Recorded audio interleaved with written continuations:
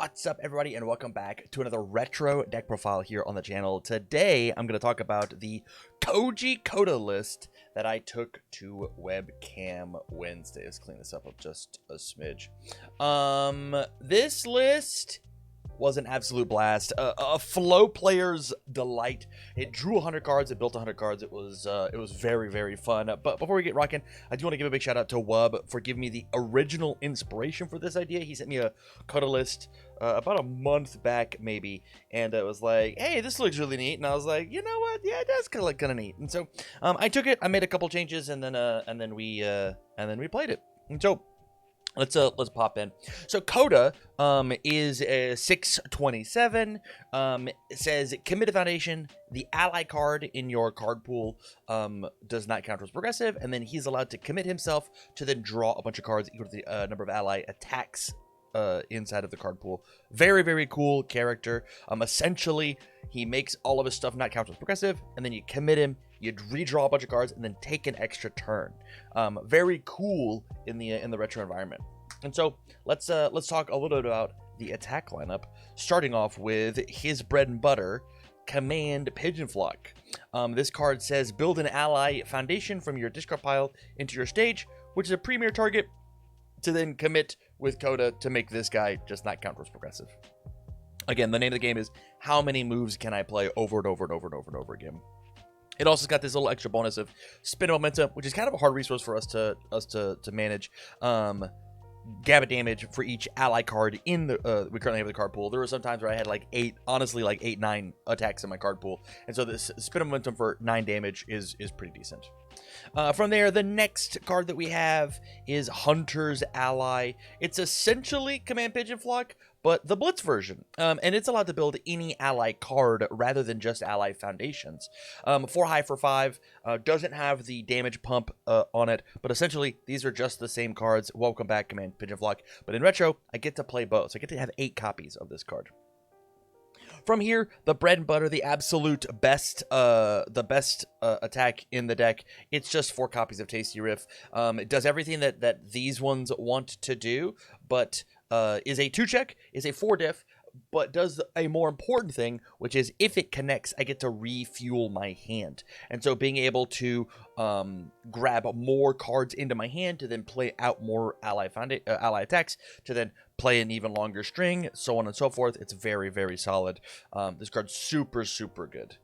And then the only real reason that I think this deck actually works is not because Heroes of Alexandria gave us Hunter's Ally to build in a bunch of fresh stuff, but it actually gave us a real kill condition in the form of Mighty Gathering. It says Blitz. This attack gets 2 damage for each ally in your card pool. Being able to play this as a 4-diff and then give my move plus 6 damage feels very good. It's a 4 low for 8 on the 4-diff, and it's a 4 difficulty to be played by itself. You play these over and over and over again. There were so many turns where I would play Mighty Gathering, and then just like accidentally kill my rival. Card was super, super relevant all day yesterday. And then from here, we've got Spirit Shotgun.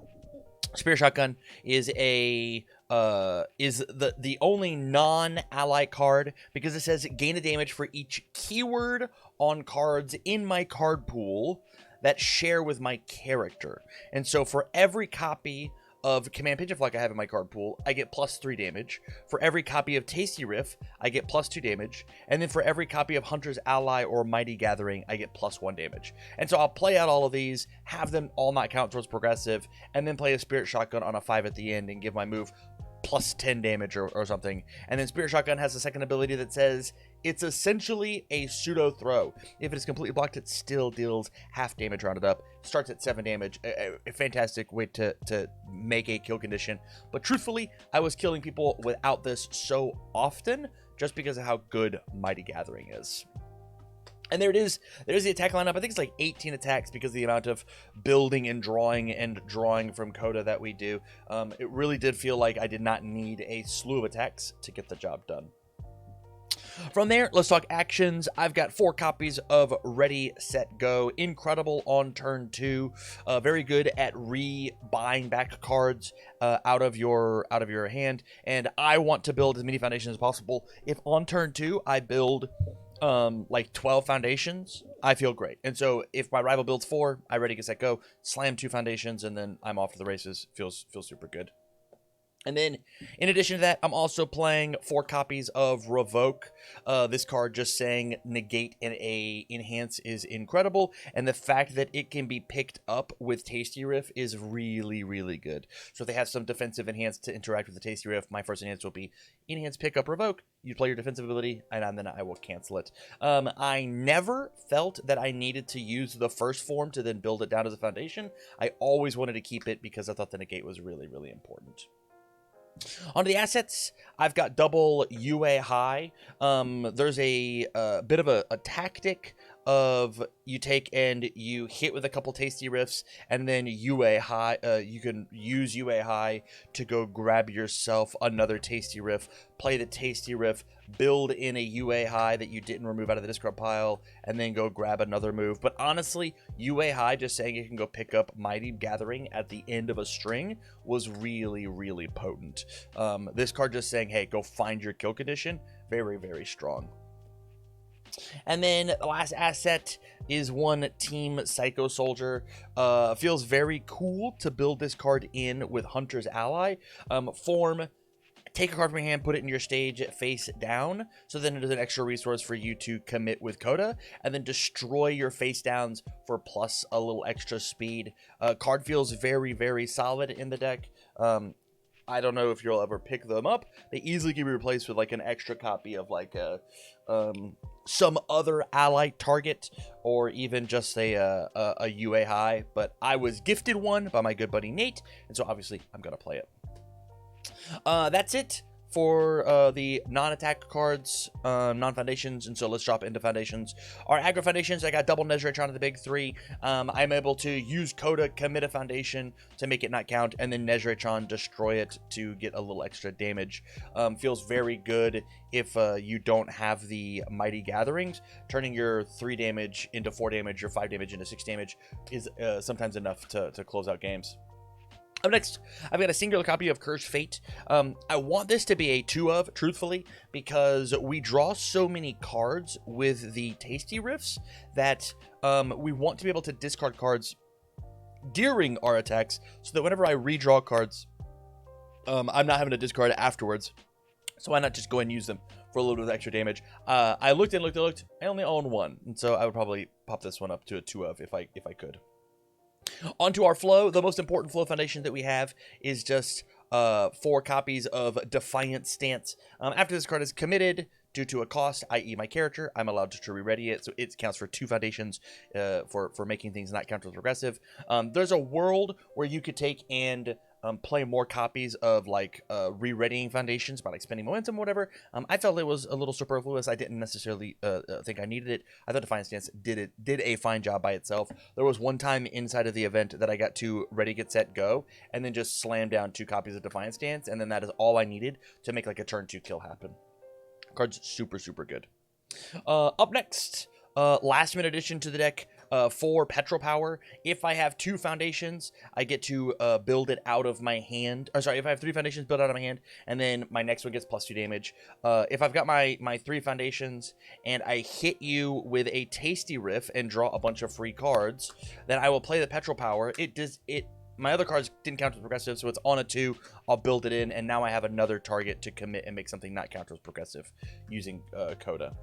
Card felt incredibly good. Also gets around Breaker. You can't stop the build because it is a static. Card was super overpowered today. It was super awesome. Petrol Power Light, though, I've got Ryukyu Training Agencies. Response commit. After attack is blocked, build 1 foundation. Build the next foundation you play this turn.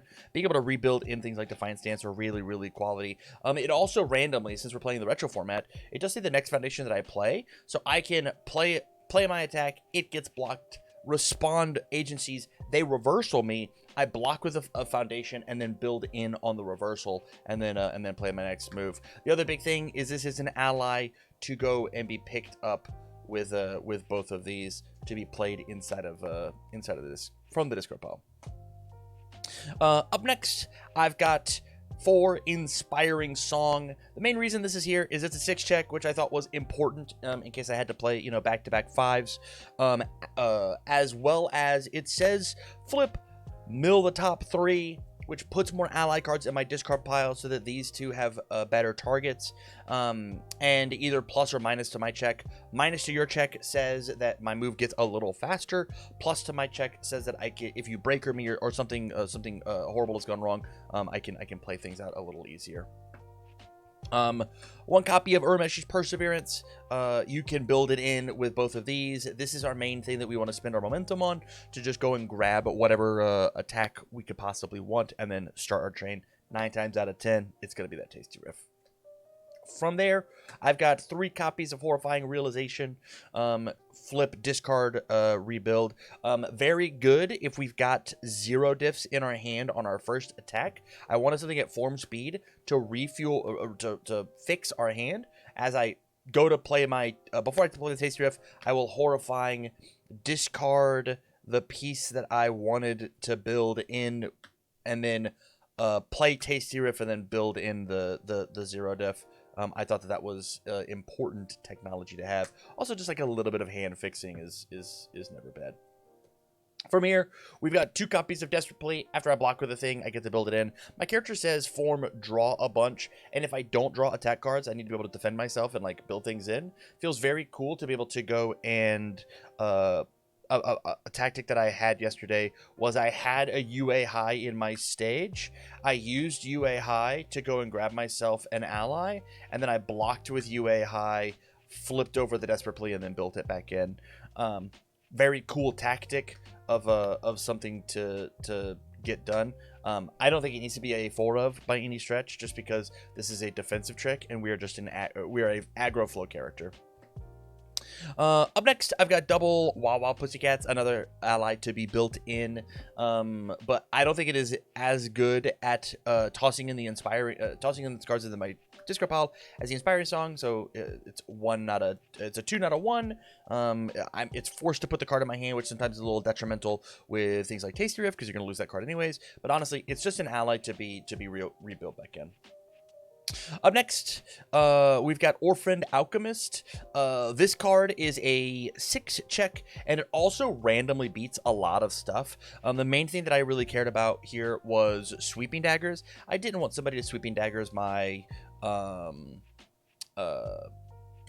Tasty Riff, hit me with it, and then pop off really hard. So it says after they play a non-character ability that would interact, cause one or more cards to leave my deck or discard pile, cancel it, I can draw a card.